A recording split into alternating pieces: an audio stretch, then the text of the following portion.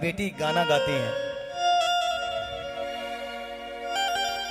कि यारे पापा कावाना नगरिया जुआबा खेलानी त हमारा के हार गईली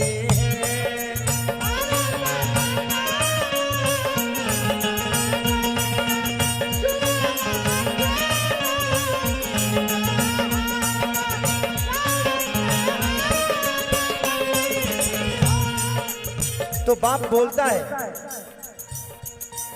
कि अरे बेटी आवाधा नगरिया जुबा खेलानी तोहरा के हार गई।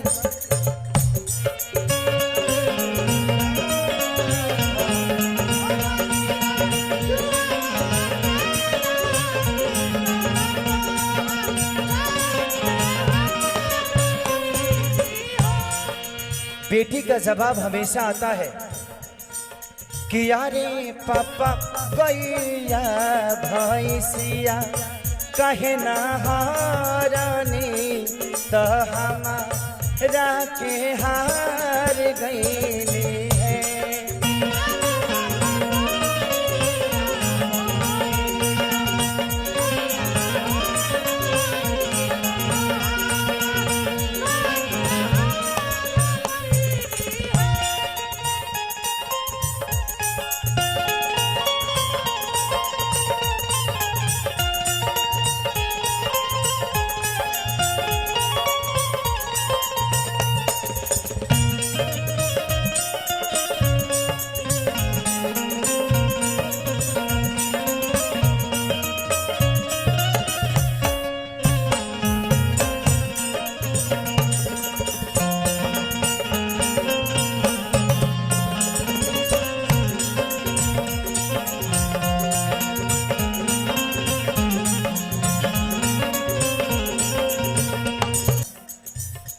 तो कोई ऐसा इंसान नहीं होता है जिसका कलेजा नहीं फटता।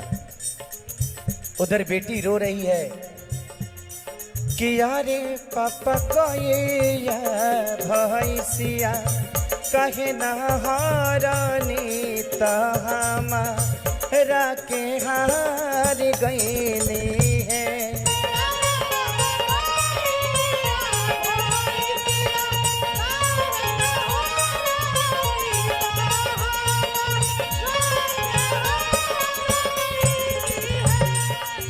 तो पिता जवाब